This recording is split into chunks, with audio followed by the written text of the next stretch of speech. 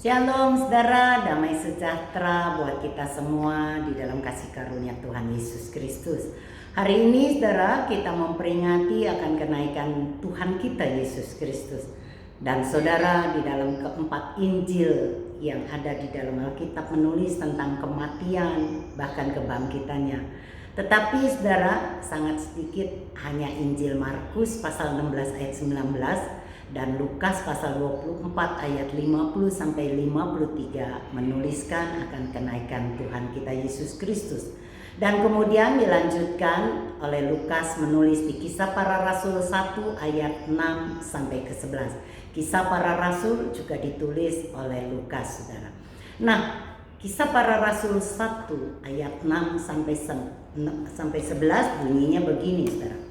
Maka bertanyalah mereka yang berkumpul di situ, Tuhan, maukah Engkau pada masa ini memulihkan kerajaan bagi Israel? Jawabnya, Engkau tidak perlu mengetahui masa dan waktu yang ditetapkan Bapa sendiri menurut kuasanya. Tetapi kamu akan menerima kuasa kalau Roh Kudus turun ke atas kamu. Dan kamu akan menjadi saksiku di Yerusalem dan di seluruh Yudea dan Samaria dan sampai ke ujung bumi. Sesudah ia mengatakan demikian, terangkatlah ia disaksikan oleh mereka, dan awan menutupnya dari pandangan mereka. Ketika mereka sedang menatap ke langit, waktu ia naik itu, tiba-tiba berdirilah dua orang yang berpakaian putih dekat mereka, dan berkata kepada mereka, "Hai orang-orang Galilea, mengapakah kamu berdiri melihat ke langit? Yesus ini yang terangkat ke surga meninggalkan kamu, akan datang kembali dengan cara yang sama seperti kamu melihat dia naik ke surga."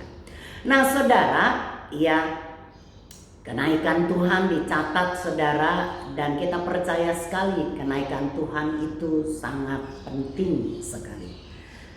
Gunanya, maknanya kenaikan Tuhan hari ini kita pelajari ya saudara. Yang pertama adalah Yohanes pasal 19 ayat yang ke-30.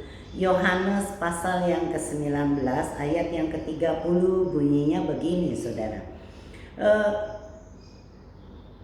Sesudah Yesus meminum anggur asam itu, berkatalah ia, "Sudah selesai." Lalu ia menundukkan kepalanya dan menyerahkan nyawanya.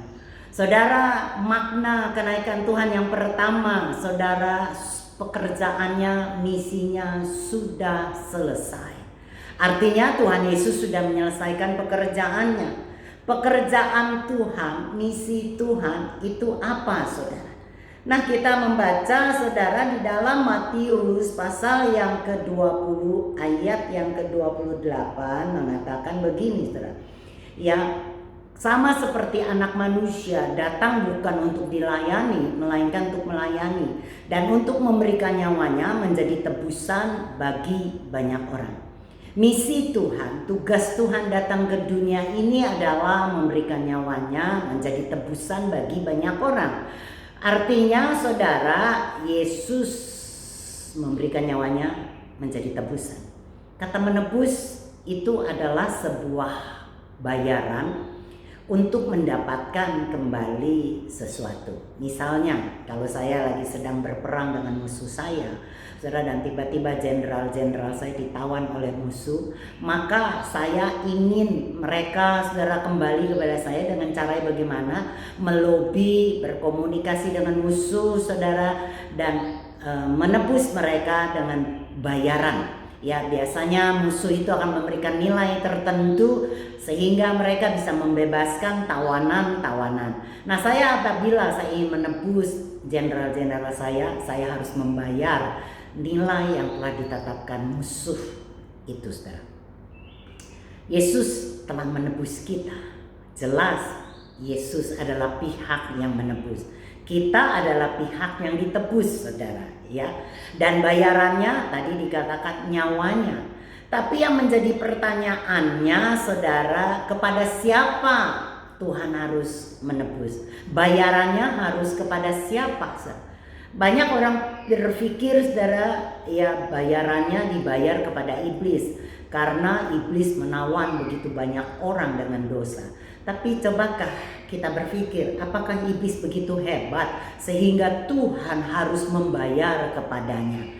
Saudara, ya tentunya tidak, saudara. Ya, manusia berdosa kepada Tuhan Bapa kita, maka harus ditebus kepada Tuhan. Ya, jadi jelas pihak yang menebus adalah Kristus Yesus, kita adalah yang ditebus dengan bayaran nyawanya dan kepada Bapa kita. Kenapa harus nyawa, saudara? Ya, kenapa harus nyawa? Nyawa ya tentunya apabila kita masih bernyawa artinya kita masih hidup. Apabila Anda tidak lagi bernyawa itu artinya mati. Dan saudara, pada waktu Adam berdosa hukumannya adalah mati. Maka Yesus harus menebus saudara manusia dengan kematiannya, dengan memberikan nyawanya. Saudara jelas ya. Nah, saudara, mati itu tidak hanya putus nafas, saudara, atau berhentinya detak jantung kita. Tetapi saudara, ada kematian kekal, saudara, ada kematian rohani. Jadi kita mengenal ada 3 jenis kematian. Yang pertama adalah kematian fisik, yaitu berhentinya detak jantung kita. Ya saudara, putus nafas itu kematian fisik. Tapi kematian saudara, ya rohani, adalah pada waktu Adam berdosa melanggar perintah Tuhan dengan memakan buah. Maka saudara dikatakan, saudara, Kejadian 2 ayat yang ke-17, kita baca saudara supaya jelas. Kejadian pasal yang kedua, saudara, ayat yang ke-17 bunyi begini, saudara. Tetapi pohon pengetahuan tentang yang baik dan yang jahat itu janganlah kau makan buahnya, sebab pada hari engkau memakannya pastilah engkau mati. Saudara, pada waktu Adam makan buah itu ternyata dia tidak mati hari itu, saudara.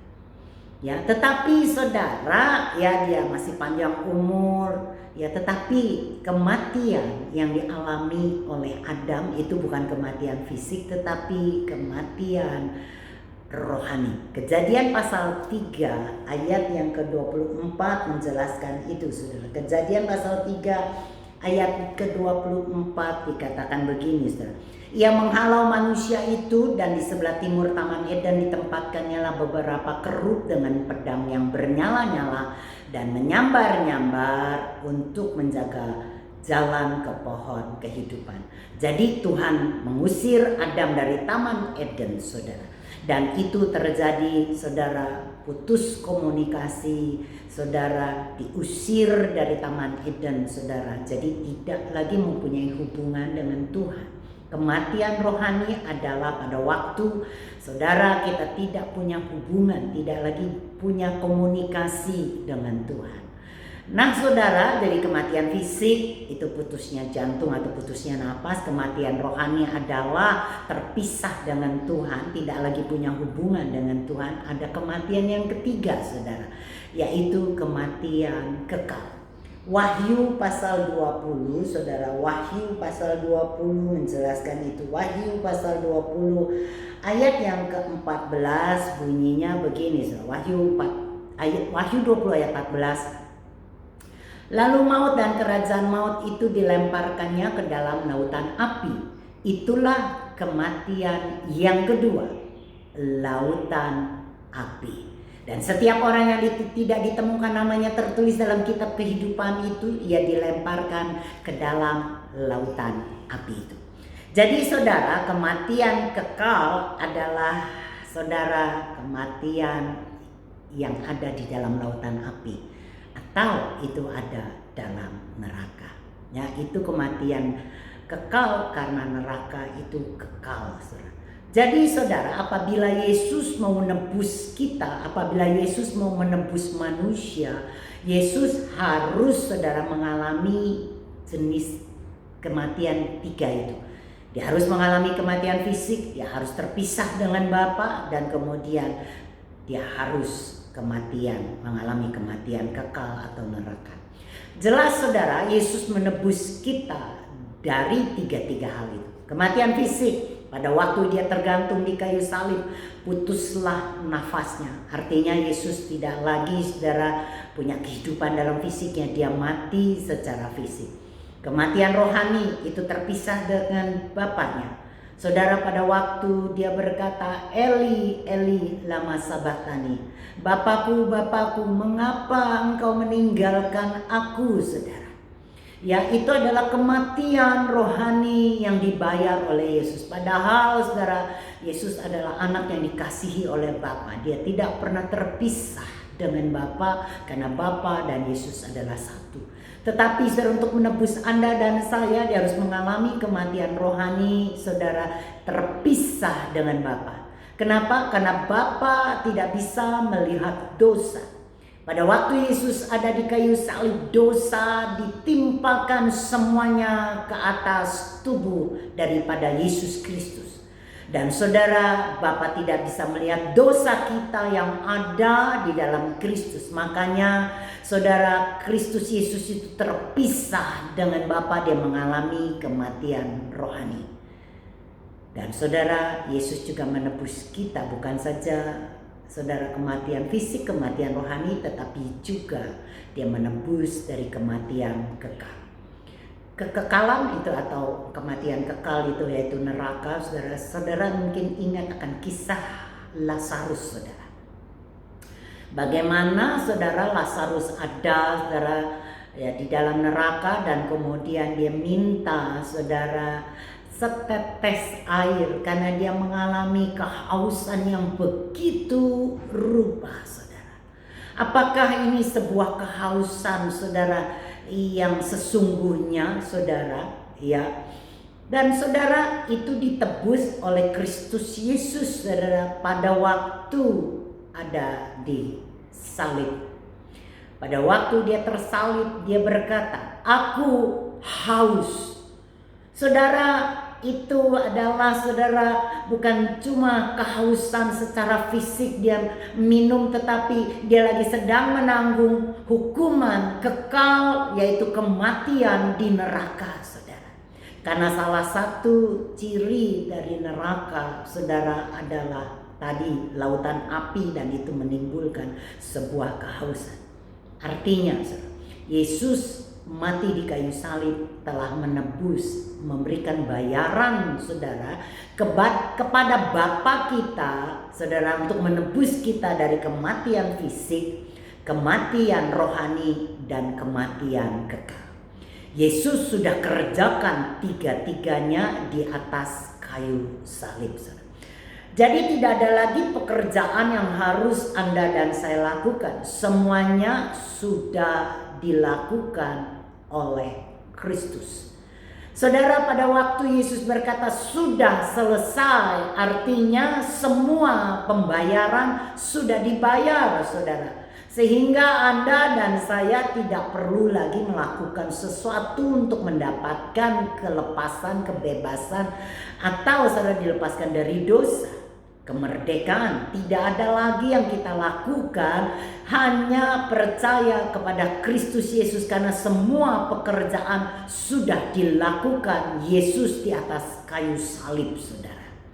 Ya, Yesus tidak mengerjakannya, Yesus tidak membayar separuhnya, tidak membayar sepertiganya, atau membayar, saudara, 90%, tapi Yesus sudah membayar 100%. Yesus sudah membayar seutuhnya, semuanya, sehingga kita sudah dibayar lunas. Tidak ada lagi pekerjaan yang perlu kita lakukan. Orang berkata, saudara, kalau mau selamat harus tambahkan iman plus doa. Atau mungkin orang berkata, kalau kamu mau selamat harus tambahkan imanmu dengan pelayanan, imanmu dengan puasa, imanmu dengan perbuatan baik, imanmu dengan perbuatan-perbuatan dan sebagainya. Saudara, saya mau katakan, saudara, itu tidak kita kerjakan. Saudara harus percaya kita selamat, cukup hanya percaya kepada Kristus karena keselamatan dikerjakan oleh Yesus tuntas di kayu salib. Ada seorang pemuda bertanya kepada pendetanya, apa yang harus saya kerjakan, Pak Pendeta, untuk saya bisa selamat? Pendetanya berkata, sudah terlambat.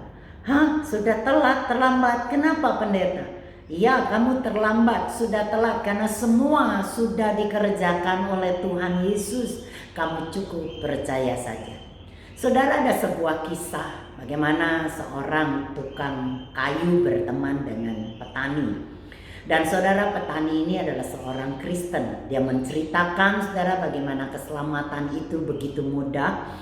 Ya, cukup dengan percaya dan tanpa melakukan segala sesuatu, ditambah dengan ini dengan itu sehingga menyulitkan orang untuk selamat. Tukang kayu itu saudara tidak percaya. Dia berkata, masa sih segampang itu untuk selamat? Tentunya harus ditambah dong dengan kebaikan. Tentunya harus ditambah dong dengan amal, dengan segala sesuatu. Sampai kemudian saudara, apa yang terjadi? Petani ini saudara mempunyai akal. Dia memesan sebuah pesanan saudara, sebuah pintu gerbang untuk ditaruh di dalam pertaniannya, di dekat rumahnya. Diberikan desainnya, diberikan ukurannya, dan kemudian sahabatnya tukang kayu mengerjakannya saudara begitu rupa sesempurna mungkin. Sampai kemudian saudara, pintu gerbang itu sudah selesai dan kemudian diantarkan ke rumah si petani itu. Dan saudara, pada waktu petani itu melihat pintu gerbang yang sudah indah, yang sesuai dengan apa yang dia pesan, saudara, kemudian dia berkata, yuk kita pasang di depan rumah saya, dekat perkebunan saya. Nah, kemudian saudara, dipasanglah pintu gerbang itu saudara. Tapi apa yang terjadi saudara, petani itu mengambil palu, petani itu mengambil alat-alat tukang, dan kemudian saudara, pintu gerbang yang sudah jadi, yang sudah bagus itu saudara, dirombak saudara, dikikis, dikecilin saudara, dan kemudian dia buat ini, dia potong ini, dia lakukan ini, dia tambah itu saudara. Sehingga tukang kayu yang mengerjakannya saudara, melihat apa yang sudah dikerjakannya menjadi berantakan, dan dia berteriak, hei sahabatku, pintu gerbang itu sudah bagus, jangan dibuat macam-macam lagi, jangan ditambah-tambahi atau dikurangi. Aku sudah kerjakan sesuai dengan pesanan dan itu sudah pas banget. Petani itu tersenyum dan berkata, begitulah keselamatan. Keselamatan yang diberikan Kristus itu sudah sempurna, sebagus, seindah begitu rupa.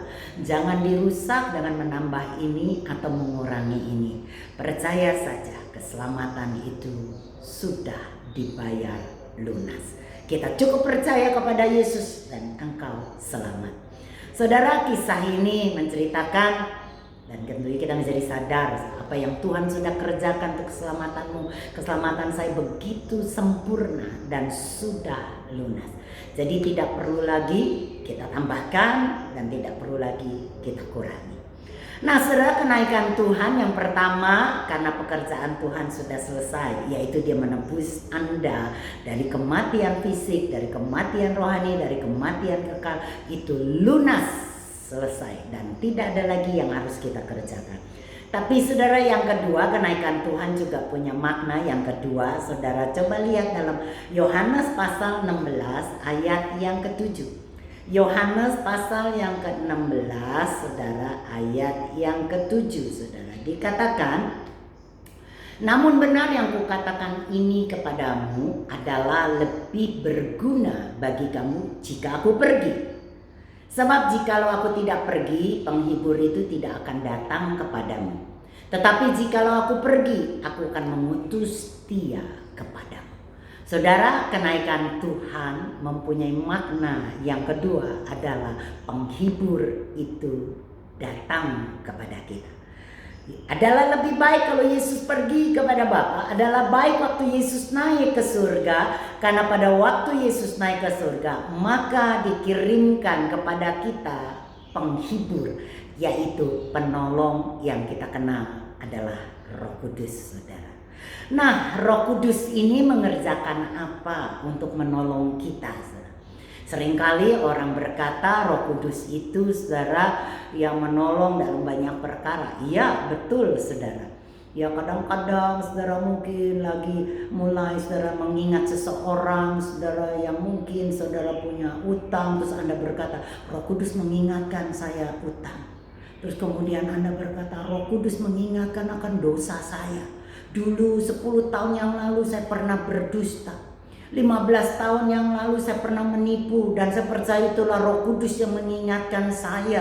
Saudara, ada banyak sekali orang mempunyai pengertian yang menurut saya tidak tepat akan kegunaan dari Roh Kudus.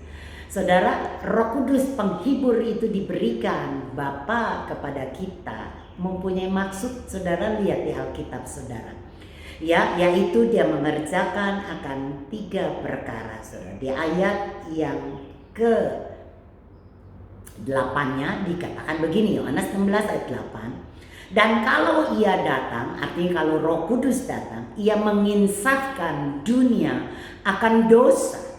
Jadi saudara lihat, kedatangan daripada Roh Kudus, kegunaan daripada Roh Kudus penghibur itu yang pertama adalah menginsafkan saudara dunia akan dosa. Kemudian akan kebenaran yang kedua. Yang ketiga akan penghakiman. Saudara, tuh kan akan dosa, Roh Kudus ingetin dosa loh Bu. Coba lihat di ayat yang ke-9-nya saudara. Itu dijelaskan dosa itu apa sih? Dikatakan ayat 9. Akan dosa karena mereka tetap tidak percaya kepadaku.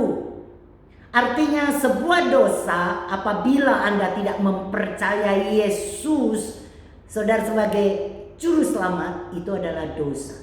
Nah, Roh Kudus menginsafkan kita akan kebutuhan kita akan juru selamat, yaitu Kristus Yesus. Maka pertama waktu kita bertobat, waktu kita ingat dosa kita karena kita tidak percaya, saudara, itu Roh Kudus ingatkan. Maka kemudian saudara kita mau terima Kristus sebagai Roh Kudus, itu karena pekerjaan Roh Kudus menginsafkan akan dosa karena menolak Kristus Yesus. Saudara jelas ya, jadi dosa itu adalah tidak menerima Kristus, tidak percaya Yesus sebagai juru selamat. Yang kedua akan kebenaran saudara. Di ayat yang ke-10 dikatakan akan kebenaran. Karena aku pergi kepada Bapa dan kamu tidak melihat aku lagi. Saudara, Kristus Yesus tidak ada di dunia ini berjalan bersama kita. Kita tidak melihat Yesus secara fisik, tapi pada waktu Anda percaya dia ada, saudara, bersama Bapa di atas surga sana. Kita percaya dia bangkit dan naik ke surga dan pergi kepada Bapa. Itu kebenaran, saudara. Kebenarannya Yesus naik ke surga dan saudara ada di dalam surga saat ini bersama Bapa, walaupun kita tidak melihat secara fisik. Jadi saudara, Roh Kudus memberitahu kita akan kebenaran itu, saudara. Amin, saudara. Yang ketiga, saudara, akan penghakiman. Bukan kita yang dihakimi lagi pada waktu Anda sudah percaya akan Kristus, menerima dia sebagai Tuhan. Roh Kudus tidak pernah menghakimi Anda. Roh Kudus tidak pernah saudara menunjuk-nunjuk lagi dosa kita. Roh Kudus tidak lagi saudara menghukum kita. Bapa tidak lagi pernah menghakimi dan marah serta menghukum kita. Bagaimana mungkin? Ayat ini menjelaskan saudara, di ayat yang ke-11 Yohanes 16 ayat 11 ditulis akan penghakiman karena penguasa dunia ini telah dihukum. Yang dihukum itu adalah penghulu dunia, saudara, ya, penguasa dunia. Dan kita tahu siapa penguasa dunia saat ini. Pada waktu Yesus dicobai, saudara, kita tahu saudara, penguasa dunia saat itu, saudara, saat ini masih ada, yaitu iblis, saudara. Ya, Kristus Yesus belum datang. Iblis menguasai dunia ini dengan segala daya tarik tipu dayanya. Dan saudara, Roh Kudus datang untuk menginsafkan kita akan dosa pada waktu kita terima Kristus, saudara. Itu adalah dosa, akan kebenaran bahwa dia itu bangkit dan naik kepada Bapa walaupun kita tidak melihat secara fisik. Kebenarannya dia ada di dalam surga di sebelah kanan Bapa. Dan yang ketiga akan penghakiman, yaitu penguasa dunia sudah dihukum, sehingga kita boleh merasakan kebebasan, kemerdekaan. Kita tidak lagi kita yang dihukum, tapi yang dihukum saudara adalah, yang dihakimi adalah iblis. Nah saudara, saya berharap kebenaran akan Roh Kudus ini saudara, yang manfaat kegunaannya membuka mata kita. Jadi saya rangkum kenaikan Tuhan kita Yesus Kristus mempunyai makna. Saudara, hari ini kita belajar 2 saja, yaitu yang pertama, kerjaannya, misinya sudah selesai. Dia menebus Anda dan saya dari kematian fisik, dari kematian rohani, dari kematian kekal. sudah lunas, sudah selesai, sehingga Anda dan saya tidak perlu menambah-nambahkan pekerjaan Kristus atau menguranginya pekerjaan Kristus dengan segala perbuatan kita dan usaha kita. Tidak cukup percaya saja kepada Kristus maka kita selamat. Manfaat atau saudara kegunaan daripada kenaikan Tuhan, makna kenaikan Tuhan kita Yesus Kristus yang kedua adalah dikirimkannya penghibur Roh Kudus kepada Anda dan saya. Apa kegunaannya Roh Kudus? Yang pertama adalah menginsafkan akan dosa. Apa itu dosa? Pada waktu Anda tidak percaya Kristus, itu adalah dosa. Akan kebenaran. Yang kedua akan kebenaran. Apa itu kebenaran? Kebenaran dia sudah bangkit dan naik. Saudara duduk di sebelah kanan Bapa walaupun kita tidak melihatnya. Kebenarannya dia ada di dalam surga. Ketiga akan penghakiman. Iblis penguasa dunia sudah dihakimi. Saya berdoa, saya percaya Anda mengalami kemerdekaan yang luar biasa dengan mengetahui akan kebenaran ini. Kenaikan Tuhan sangat luar biasa, bermanfaat bagi Anda dan saya. Saya berdoa biarlah kita saudara boleh diterangi, diberikan pengetahuan akan kebenaran, karena waktu kita tahu kebenaran itulah yang memerdekakan kita. Saudara, mari kita mau berdoa di tengah-tengah daripada situasi keadaan daripada bangsa kita yang masih menghadapi epidemi saudara virus corona 19. Kita berdoa biarlah kiranya epidemi ini saudara boleh berlalu begitu cepat saudara, dan negara kita boleh dipulihkan. Saya berdoa Anda dan saya boleh tetap beroleh kesehatan, kekuatan, kesabaran, ketenangan, saudara boleh rest di dalam Dia. Mari kita berdoa. Bapa yang kami kenal di dalam Kristus Yesus, kami bersyukur bahwa Engkau bukan saja mati, Engkau bukan saja bangkit saudara, tetapi Tuhan Engkau juga sudah naik ke atas surga, sehingga kami boleh mengalami dan mengerti akan kegunaan luar biasa apa yang Kau kerjakan dalam kematian, kebangkitan, bahkan kenaikan-Mu Bapa. Kami adalah orang yang merdeka. Tuhan, kami berdoa juga untuk bangsa kami Indonesia. Biarlah semua boleh melimpahi dengan kekuatan kesabaran yang dari Bapa. Kami berdoa untuk Presiden, kami berdoa untuk setiap pemerintah jajaran yang sedang bekerja keras, baik itu Polri, polisi, aparat keamanan, para dokter, para perawat, siapapun semua yang sedang bekerja untuk mengadakan pemulihan bagi bangsa ini. Kami berdoa biarlah kekuatan yang dari Bapa, kesehatan boleh melingkupi mereka. Terima kasih Tuhan, kami bersyukur hari ini, dan biarlah kasih karunia Bapa, damai sejahtera Tuhan boleh meliputi hati kami dengan shalom yang dari Bapa. Di dalam nama Yesus Kristus kami berdoa dan mengucap syukur. Haleluya. Mari semua yang percaya kita mau katakan amin. Amin.